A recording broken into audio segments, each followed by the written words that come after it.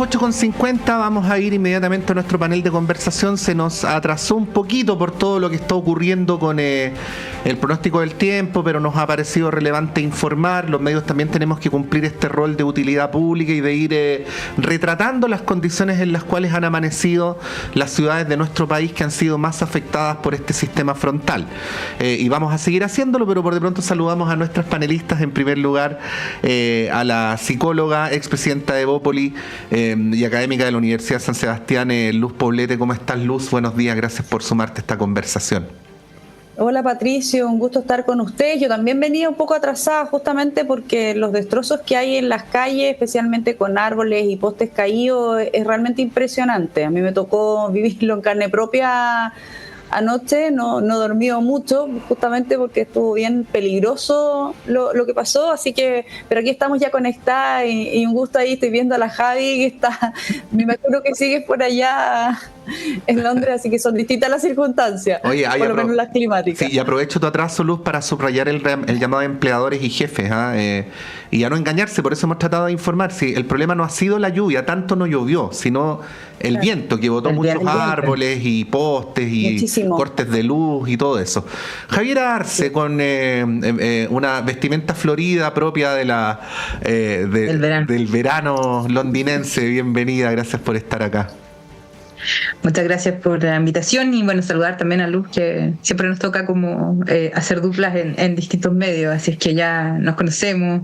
De hecho, cuando vaya nos tenemos que tomar una cosita, creo. De todas maneras.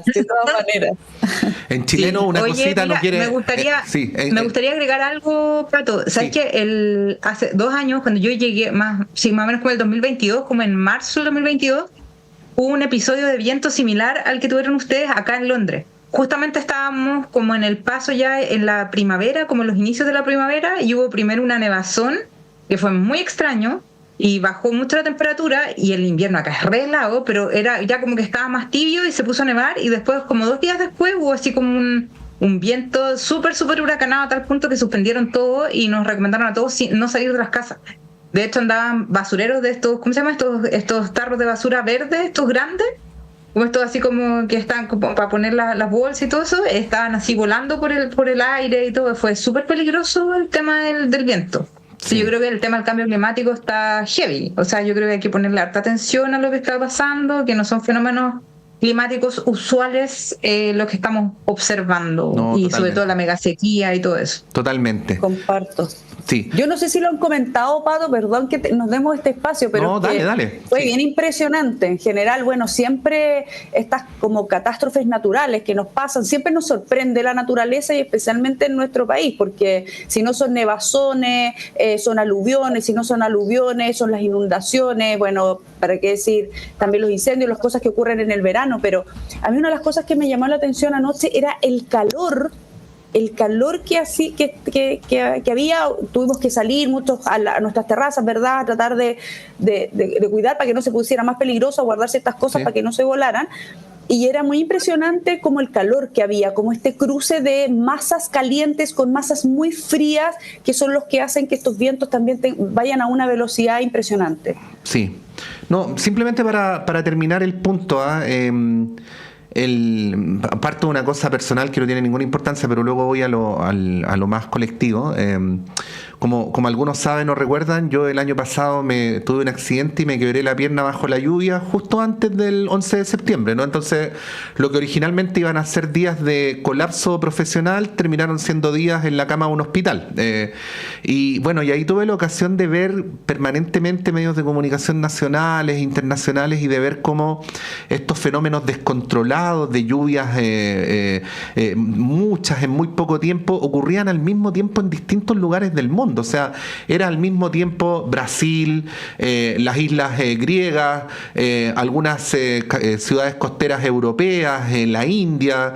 Entonces hay un problema que es global, del cual efectivamente tenemos que hacernos cargo, y tenemos muy tristemente el ejemplo de Licantén, que ya está acostumbrándose a que se incendie en verano y se inunde en invierno. Y ese es un ejemplo de cómo se puede pasar de un extremo a otro en apenas poquitos meses. Pero bueno, volvamos al tema de Venezuela a propósito de incendios e inundaciones.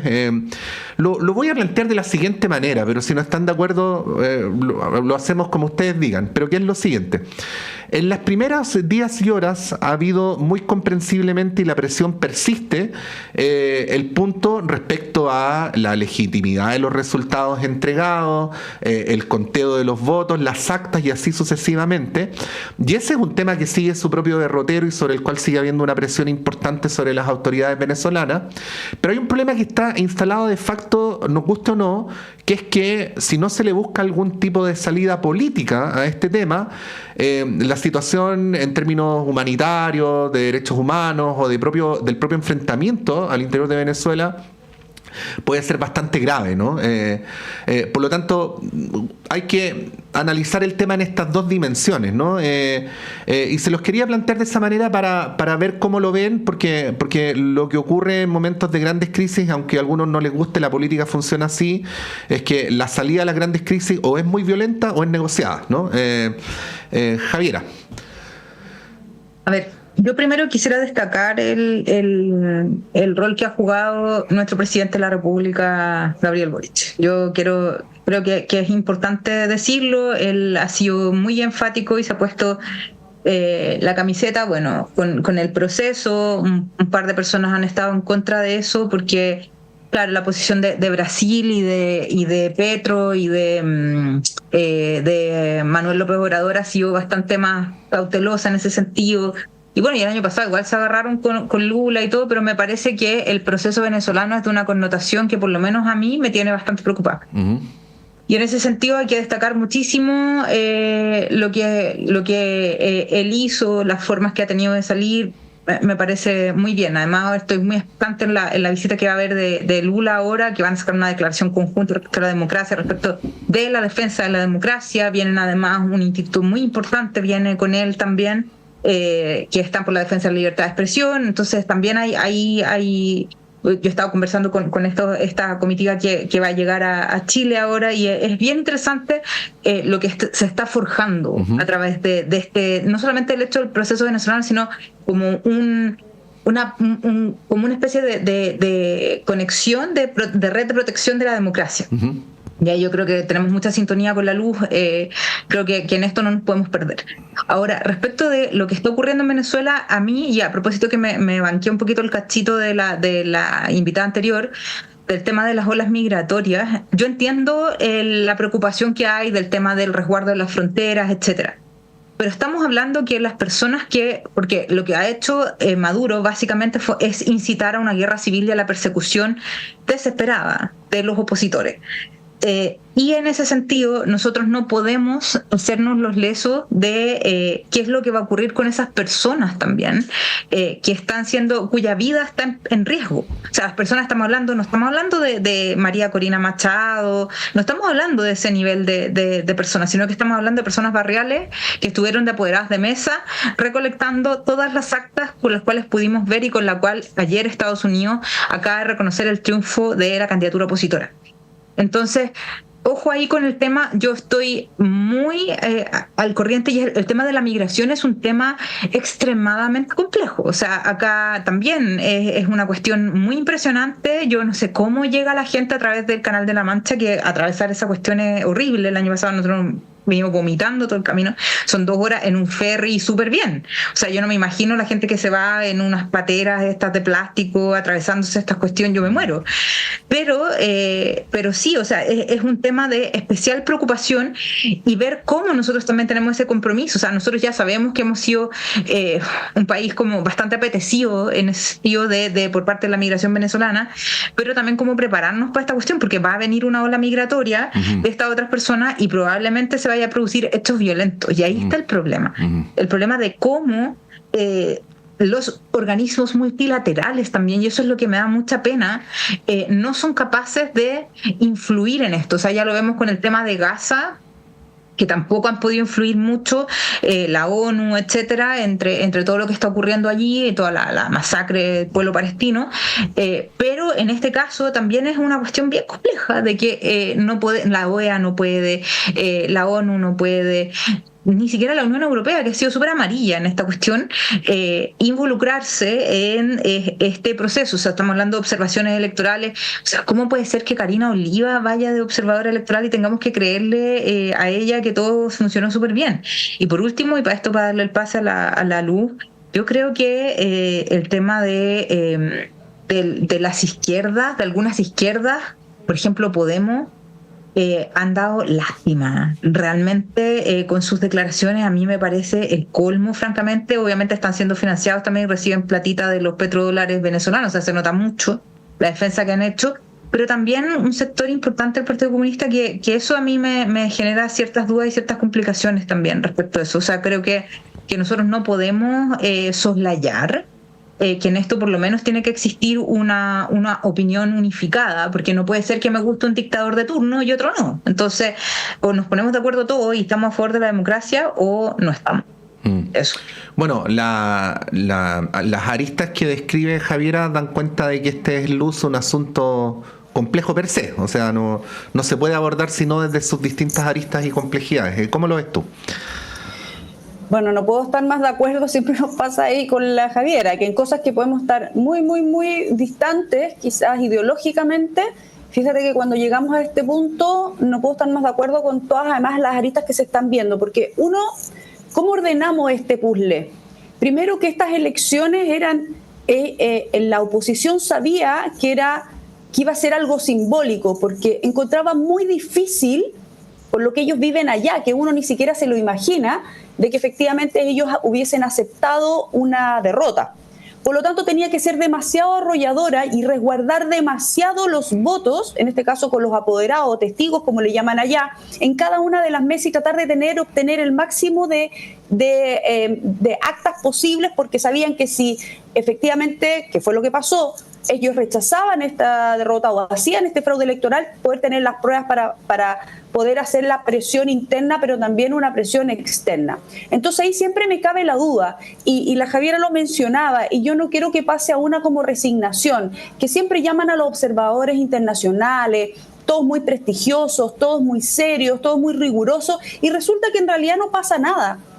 Si esta presión no es permanente, claro, llevamos pocos días, probablemente la próxima semana pase algo más y pase al olvido. ¿Te fijas? Y quieren los venezolanos, con su propio drama interno, que puede transformarse efectivamente en una guerra civil o de consolidación de esta dictadura, y no va a pasar nada, como no pasa en Gaza, de poder evitar... algo se puede atenuar, pero finalmente la gente sigue muriendo y lo sigue pasando mal. Lo mismo la guerra de Rusia con Ucrania. Entonces como que uno dice, está bien, no es permitido el intervencionismo, no es que vengan tropas de otro, porque la idea no es apagar el fuego con más benzina. Pero sí respecto de las salidas políticas, ¿cómo no va a ser posible que cuando más de la mitad del planeta o una porción importante o estos organismos internacionales saben, entienden, dan cuenta de que en este caso hubo un fraude o hay una guerra y no sea posible hacer una salida política y negociar, además me van a perdonar la deformación profesional como psicóloga, pero de alguien que hoy día podemos dudar incluso de su salud mental? O sea, las cosas, los dichos que ha tenido Maduro, de verdad pasan a lo delirante, pasan a lo paranoide. O sea, cualquier psicólogo o psiquiatra se podrá dar cuenta que de verdad escapa muchas veces a la propia realidad y es capaz de matar a su gente. O sea, hay gente que está muriendo hoy día producto de los enfrentamientos. Entonces yo sí estoy de acuerdo con Javiera que acá no se pueden hacer dobleces respecto de la percepción que tenemos de esta dictadura, de la violación de los derechos humanos que vienen pasando hace cierto tiempo, pero ahora se pueden agudizar y tener la impotencia real de no poder hacer nada. Y en eso, y con esto cierro esta primera parte, quiero, igual que Javiera, destacar y valorar el rol que ha tenido el presidente Boric, porque hay que decir las cosas así como uno tiene muchas diferencias y siempre pasa criticando, y en la política un poco se da ese juego. Yo creo que en este caso hay que valorar no solamente la posición de la República de Chile, el Estado de Chile a través de su presidente, sino que también lo que ha yo sé el trabajo que ha hecho él y la Cancillería chilena por tratar de sacar también declaraciones conjuntas. O sea, no puede salir Brasil por allá, México por acá, Colombia, que uno más o menos dice sí, parece que están más, pero aquí lo importante, y yo sé que a Chile ha sido protagonista en eso, de tratar de sacar una declaración conjunta y poder, ojalá, tener una acción que llegue a puerto de una salida política para los venezolanos. Sí, aprovechemos de contar que ayer en la tarde hubo una declaración, bueno, lo decíamos más temprano, lo estoy repitiendo en realidad, Javi y Luza, una declaración conjunta de las cancillerías de México, Colombia y Brasil. Hay que recordar que México y Brasil son los dos países más grandes de América Latina.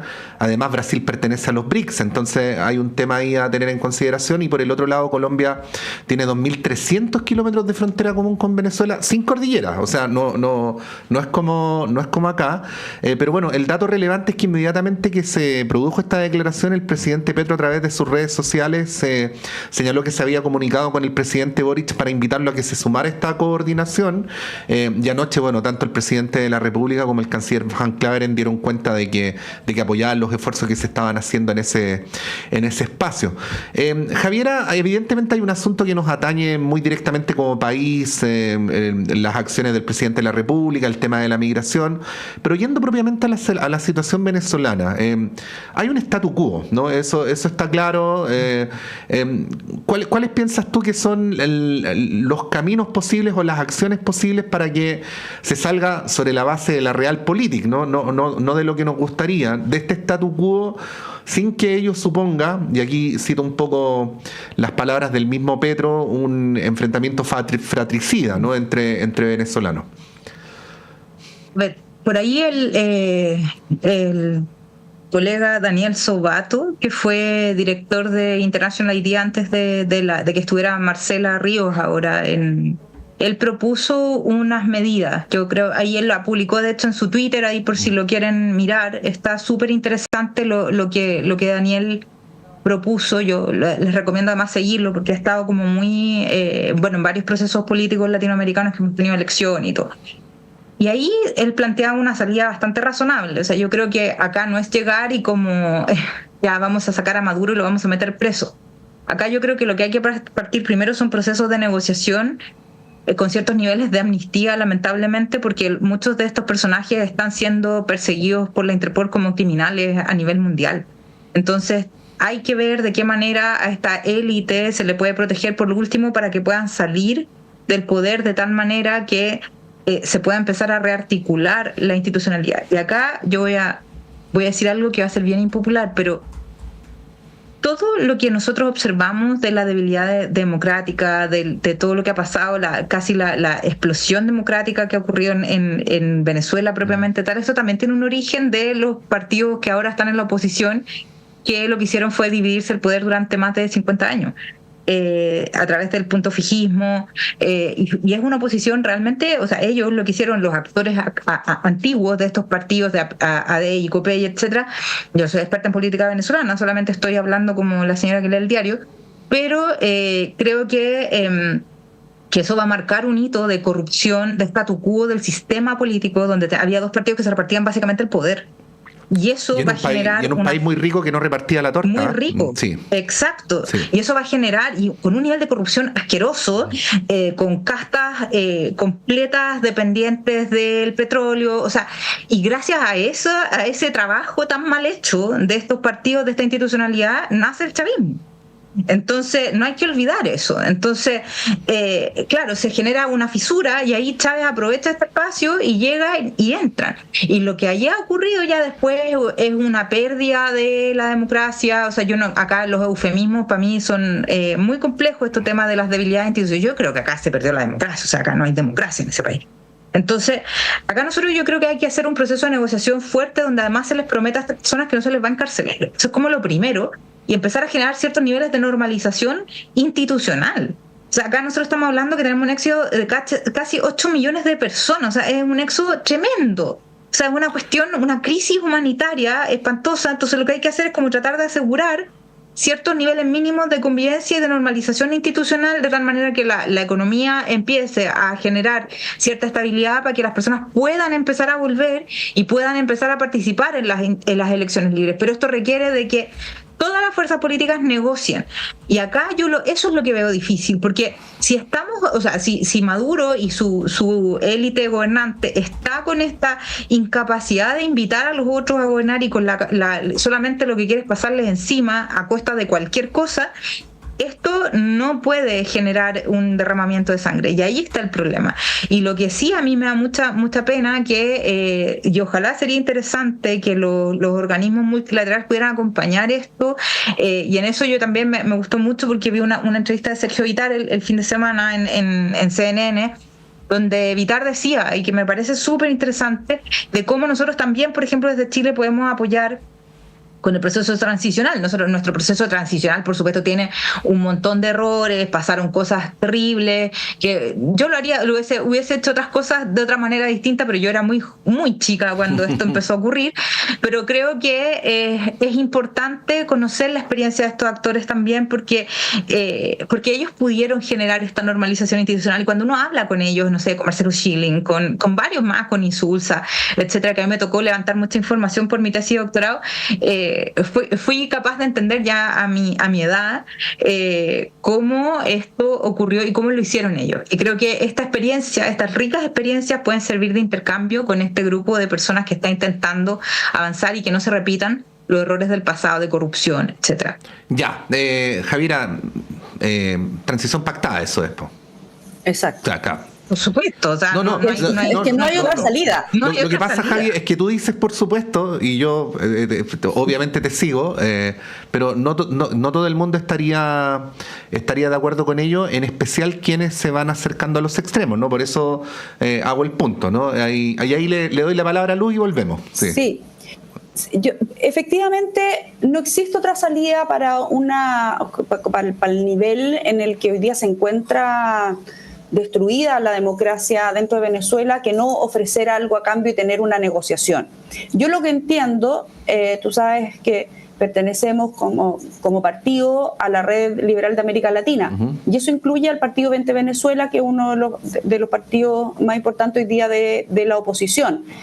Primero porque, ¿cuáles son las diferencias entre la transición pactada que tuvo? Y por eso creo que la experiencia de Sergio Vittar, de Insulza, de todos quienes estuvieron en esto, es realmente importante. Con todos sus defectos, con todos sus errores, con todos los desacuerdos y desavenencias que efectivamente tuvo la misma oposición después de que se ganase el plebiscito del 88. Recordemos que también la sensación que había era que esto iba a ser robado y que no se iba a ganar, y finalmente resulta, y que no ganó por 70%, como dice la oposición venezolana que ganó Edmundo, digamos, estamos hablando de un 55-45, o sea, y aún así se reconoce el triunfo. Yo creo que ahí el rol de algunos integrantes de las Fuerzas Armadas, lo que todo el mundo ha recordado estos días es cuando el general Matei sale y él mismo reconoce en la pasada casi que del pasillo, antes de declararse, que había ganado el no. Y con eso ponía sepultaba cualquier posibilidad de fraude, ¿te fijas? Y eso de autogolpe, claro. De autogolpe. Entonces, esas cosas son como importantes, pero lo otro es que esto había sido pactado hace muchos años, incluso en la Constitución del 80. Esto ya era un camino que iban a recorrer hasta el 88, con todo lo que eso significaba, insisto, en desacuerdos, errores y cosas que igual siguieron pasando. Esta cuestión no es gratuita para nadie, pero sí fue una apuesta que hicieron: mira, con tal de recobrar la democracia, vamos a tener que comernos varios sapos. Y Elwin se los comió, y se los comió el resto también. Entonces, creo que eso no sucedió con el tiempo. Aquí no ha sido algo trabajado por años. Recuerden que la oposición venezolana en la última elección estaba dispersa, no fue capaz de consolidar una misma fuerza. Hoy día se unen un poquito frente a la desesperación, a la impotencia, a la necesidad, pero no sé si a la convicción de qué tienen que hacer después, cuál era el día después. Nosotros conversamos harto con el partido en la previa, de decir qué va a pasar después, y le ofrecimos toda la ayuda, Mamorando dijo la mosca, porque yo igual era chica en esa época, pero de que Chile está dispuesto a transmitir toda su experiencia para esto. También estaban las negociaciones con Estados Unidos, pero entiendo que el gobierno de Maduro no les cree, no quiso pactar con ellos tampoco, justamente para esta ayuda de mayor amnistía, inmunidad, para muchos impunidad, pero que tiene que pasar para que este proceso sea lo más pacífico, que no lo está haciendo, pero lo más pacífico posible, ¿verdad? Y no llegar a las atrocidades que sabemos por experiencia que pueden pasar si esto no ocurre con una salida política. Algo pasó ahí en esa negociación, quizás fue a última hora, Pato, eso no sabemos el detalle, quizás no quieren transar, están todos con la euforia de yo te saco a toda costa, no estoy dispuesto a transar nada y yo también me quedo, porque no ha sido un proceso de negociación más a largo plazo que permita decantar y realmente mirar con frialdad este proceso sabiendo que de lado y lado se va a tener que ceder. Sí.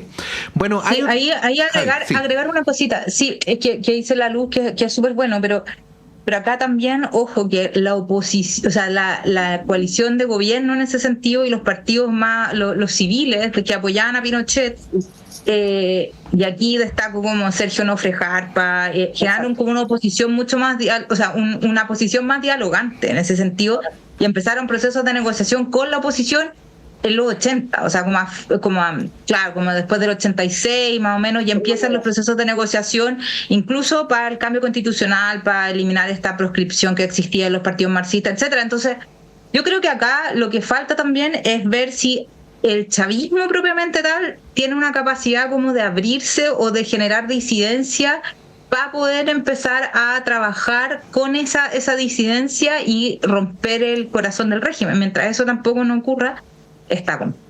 Sí, pues bueno. Otro elemento súper complejo que tiene Venezuela y que Chile no tenía, y que es esta riqueza petrolera. Aquí el tema económico. Nosotros éramos pobres.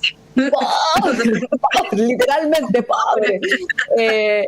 Entonces creo que ese factor no es tan fácil negociar cuando hay este nivel de plata involucrada y de riquezas involucradas.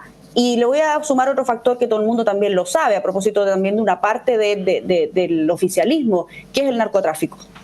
O sea, aquí hay mucho miedo a morir de verdad, a que te asesinen saliendo de Venezuela o de donde sea. Y eso y por supuesto todo la parte de las Fuerzas Armadas que está cooptada por el gobierno y también por la plata. No sabemos el nivel de corrupción que pueda existir, nos podemos imaginar, pero yo creo que nuestra cabeza no alcanza a dimensionar lo que pueda estar involucrado. Y son factores que al menos en la transición chilena habían otras cosas, pero esas no eran parte del juego de la negociación. Sí, bueno, Chile era muy importante, lo sigue siendo por una cosa que nunca ha quedado muy clara en términos cualitativos, ¿eh? Siempre genera procesos que producen mucha tensión mundial y lo que estaba en juego en los 80 también era cuál iba a ser el cuadro en América Latina en general y en Sudamérica en particular en la década siguiente, ¿no? Y había ya un cierto consenso internacional de que América Latina debía avanzar hacia la democracia.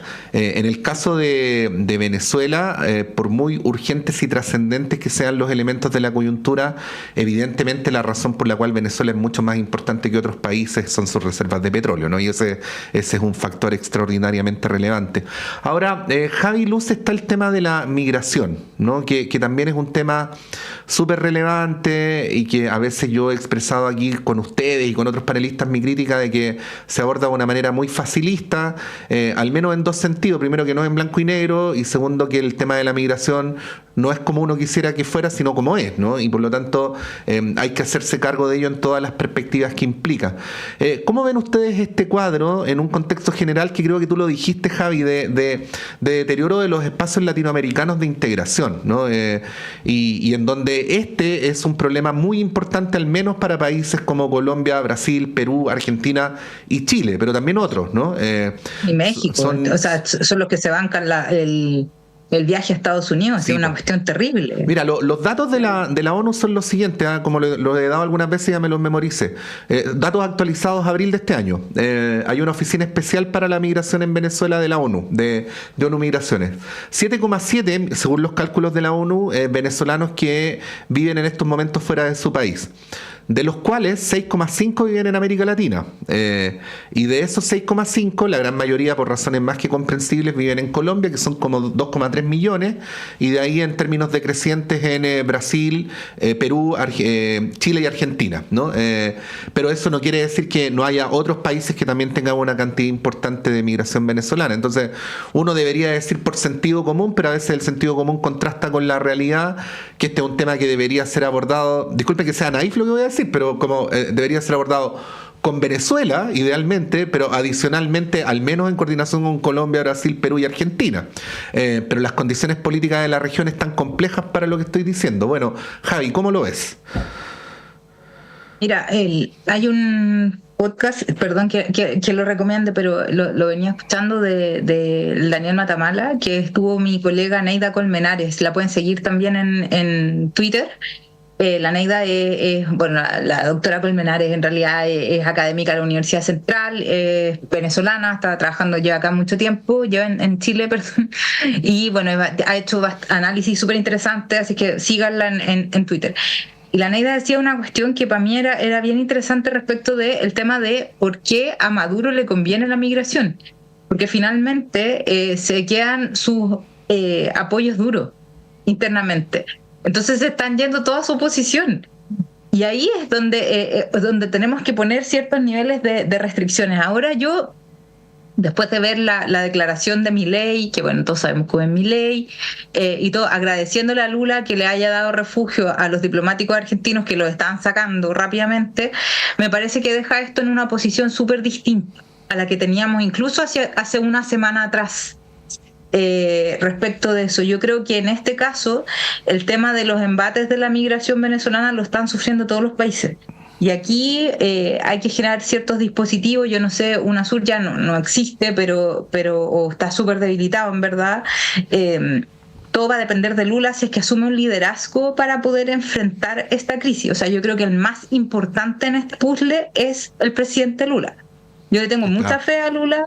Soy una fan de Lula en particular, pero creo que él es la persona que está combinada a liderar esta conversación y a tocar finalmente el tema del elefante en la sala. O sea, que en este caso es qué vamos a hacer con los migrantes venezolanos y cómo vamos a negociar con Maduro, porque de todas maneras, esta cuestión nosotros, o sea, en Chile es evidente que hay un problema no solo cultural, sino de seguridad que se ha generado por el tema migratorio, donde nuestra propia delincuencia se ha visto como reforzada y perfeccionada por estos grupos. Entonces, acá nosotros estamos teniendo problemas bastante fuertes, y en ese sentido, sin una comunicación adecuada entre nuestros vecinos y con los destinatarios finalmente de esta migración, no podemos hacer nada. Pero yo creo que este gesto que hizo Brasil de recibir estos diplomáticos, lo que estamos haciendo nosotros puede ser que genere algún tipo de diálogo también. Ahora, claro, Milei anuncia una visita a Chile y no quiere hablar con Boric. O sea, eso también es complejo. O sea, como que a mí igual me genera ciertos niveles de preocupación este tipo de derechas tan intransigentes y tan complejas. Y por último, y esto para no ocuparle tanto tiempo a Luz, yo creo que este tema también es un tema bien delicado para las izquierdas. Y esto sitúa, por ejemplo, en cómo el posible aprovechamiento que puede ocuparse, sobre todo de estas personas que les encanta hacer fake news, como los republicanos, y la gente que está más allá de los republicanos, que sobre nosotros, que somos come guagua, que somos feminazis, que nos gustan las dictaduras, que somos, no sé, que Maduro nos pagaba por ir a hacer protesta del 2019, etcétera.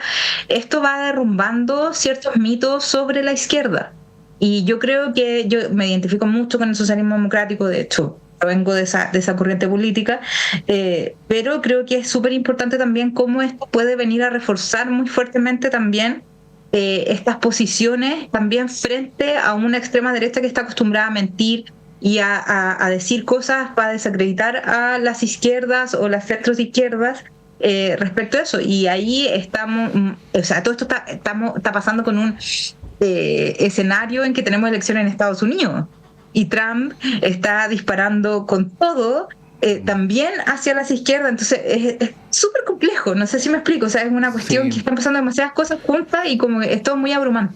Fíjense. Hoy le agrego, dale. Le agrego a Javiera, porque no voy a repetir lo que dijo, pero para complementar justamente esto último, es qué está pasando, y a propósito de Chile, qué pasa con la tensión que ha provocado el Partido Comunista, que no tenía una posición clara también respecto a esto.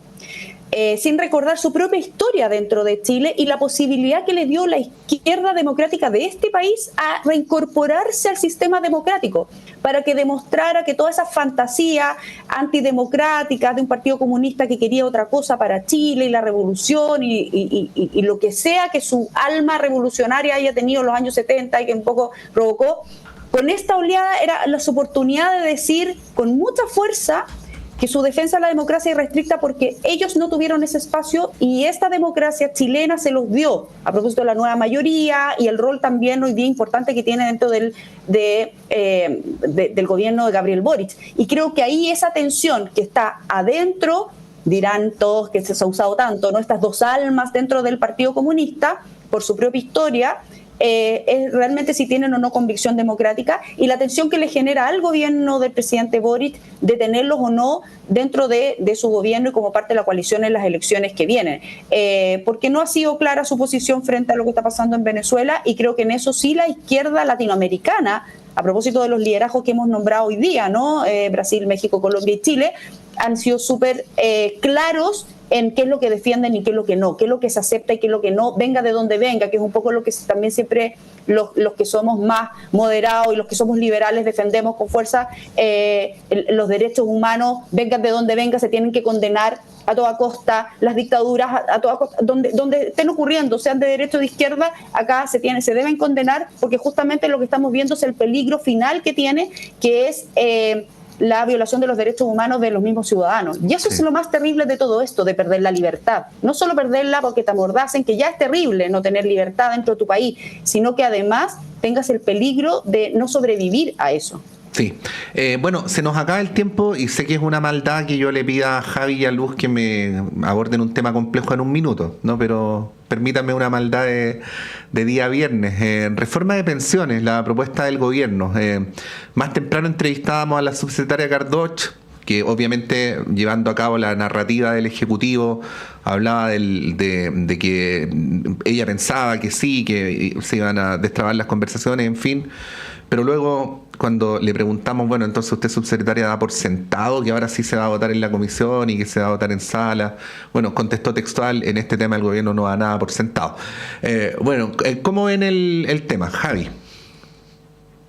Mira, yo solo voy a decir que una de las cosas que me tiene más irritada, y no solamente nosotras con Luz tenemos buena onda y todo, pero me tiene muy irritada esta posición que tiene la oposición de oponerse a todo porque sí.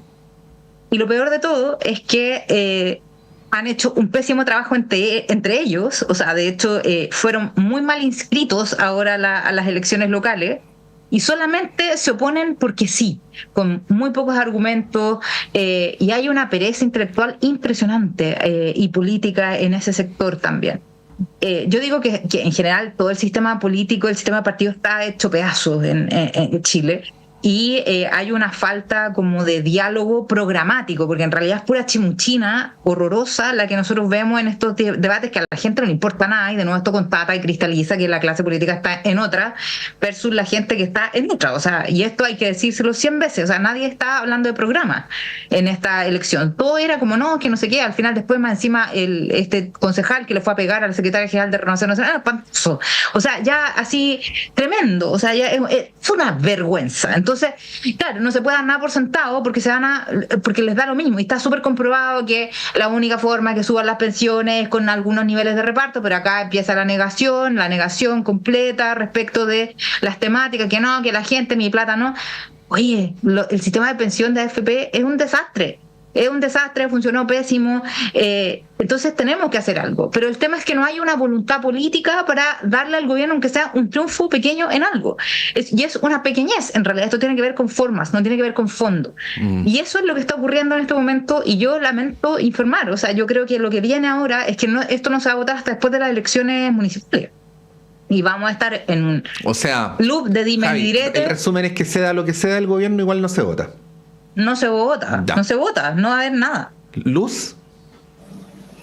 Sí, a mí me pasa que sí, efectivamente encuentro que el debate de las políticas públicas, porque no es solamente el debate político, ya es un desastre, o sea, es vergonzoso, pero además cuando ya le quieres subir el nivel en términos de, oye, este tema es importante, como son las pensiones, que se vienen discutiendo hace una década en esa mejora, que si bien han habido avances y los reconocen de sector a sector, yo no quiero ser tan lapidaria como la Javi, en el sentido de sí hay cosas que se han ido haciendo y que se han ido reconociendo, sí hay que reformular como el sistema completo, más allá de cómo se llame, si AFP o no, con aquellas cosas que sí resultan. Yo creo que los académicos, los especialistas han sido bien rigurosos y se han puesto de acuerdo en hartas cosas para poder proponerle tanto al Ejecutivo como al Legislativo de, oye, ¿por qué no nos salimos un poquito de la caja y tratamos de pensar de verdad en las pensiones y en todos los chilenos, y ojalá que salga ahora? Pero es cierto lo que dice la Javier, al final la mezquindad electoral, especialmente cuando está en periodos electorales, es como que hubiese un síndrome, como que se obnubilan, no sé, como que hay un velo ahí que no los deja ver que sí se necesita avances en esta materia. Yo también soy de la idea que aquí todos tienen que tratar de escuchar un poquito más allá de sus propias ideologías, de la tosudez ideológica que hay de ambas partes, para tratar de pensar en cómo se mejora un sistema de pensiones que está con el suelo, que sabemos que no responde a las necesidades hoy día de esta generación, ni de las que vienen, ni de los que se están jubilando ahora, que algo se les ha mejorado con la PGU. Entonces, yo encontraría muy penoso de parte del sistema político que no se lograra un acuerdo en esta materia simplemente por mezquindad. Bueno, gran tema, estamos llegando al final del panel. Javier Arce, como siempre, Javi, muchas gracias por tu complicidad con nosotros y con nuestros auditores y televidentes. Que tengas un buen finde. Muchas gracias. Y bueno, y ustedes también. Y saludos a Luz ahí. Y nos vemos a fin de año, si es que... Nos vemos. Gracias Luz Poblete, como siempre. Un abrazo, que tengas buen finde. Un abrazo, buen fin de semana. Y bueno, para todos los afectados ahí, que fuerza, mucho ánimo y ojalá mucho apoyo también de parte de todos para salir adelante. Efectivamente. Bueno, vamos a ir a un breve alto y a la vuelta a nuestra sección de todas las semanas de la Fundación Sol. Nos preguntaban ayer, igual estábamos en una conversación fantástica con Sonia Montesino sobre las constelaciones culinarias del Choapa, ¿por qué no había estado ayer en la Fundación Sol? Bueno, porque se cambió transitoriamente para el viernes, luego vuelve el jueves, y a propósito de lo que alcanzamos a anunciar recién, Claudio Medrano va a estar a la vuelta conversando precisamente sobre lo que está ocurriendo con la discusión previsional, que es al fin y al cabo una discusión sobre seguridad social. 9:33, breve alto, y continuamos con Radio Análisis en esta radio pública, pluralista y comprometida con la democracia y los derechos humanos.